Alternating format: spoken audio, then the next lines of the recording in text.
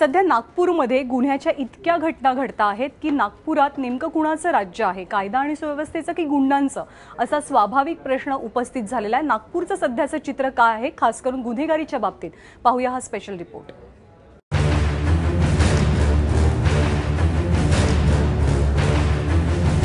नागपूरच्या गिट्टी खदान पोलिसांनी मोठ्या शिताफीने सुनील पटले, शैलेश शेंडे आणि रुपेश पालीच्या मुसक्या आवळल्यात।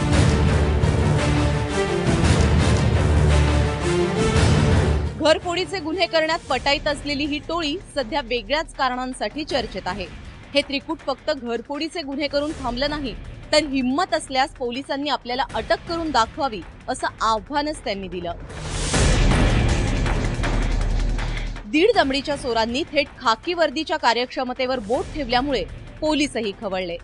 तपासाची चक्र वेगाने फिरवली, खबऱ्यांना कामाला लावलं आणि 24 तासात घरफोडी करणारे गजाआड झाले। जरी पटक्यात राहणाऱ्या आरोपीवरती आम्ही कॉन्सन्ट्रेशन केलं होतं, तर तो आरोपी आम्हाला संशयास्पद म्हणून वाटला। त्याचा मी चेस करतो, त्याचा नंबर मिळाला।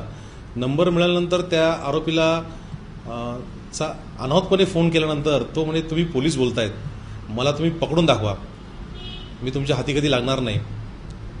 त्या आरोपीचं नाव पटले म्हणून होतं। मग त्याच्यावरती आम्ही जास्त कॉन्सन्ट्रेशन केल्यानंतर 12 तारखेला आम्हाला आरोपी मिळाला। त्यानंतर त्याच्यासोबतचे 2 आरोपी मिळाले। सुनील पटले टोळीचा म्होरक्या आहे। गेल्या काही दिवसात आरोपींनी नागपूरच्या विविध भागांमध्ये तब्बल 24 घरफोड्या केल्या। शिवाय वाहन चोरीतही ही टोळी माहीर आहे। आरोपींकडून 3 कार, 2 मोटरसायकल, सोन्याचे दागिने आणि इतर किमती ऐवज जप्त करण्यात आलाय।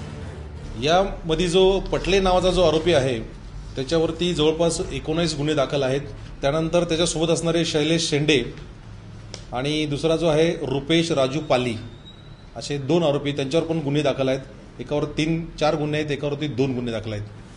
24 तासात गुन्हेगारांना जेरबंद करून नागपूर पोलिसांनी त्यांची कार्यक्षमता सिद्ध केली आहे। पण त्यासाठी चोरांनी चॅलेंज देण्याची गरज का पडली, हा प्रश्न मात्र कायम आहे। जर कोणी चोरीची कामं करत असेल तर त्याने पोलिसांपासून 2 हात लांब राहणंच गरजेचं असतं। मात्र नागपुरातील अट्टल चोरांच्या या टोळीने थेट पोलिसांनाच चॅलेंज केले होते। त्यामुळे कायद्याच्या रक्षणासाठी आणि खाकी वर्दीच्या सन्मानासाठी या चोरांना बेड्या पडणं आवश्यक झालं होतं। कॅमेरामॅन व्यंकटेश नायडूसह रजत वशिष्ठ, एबीपी माझा, नागपूर।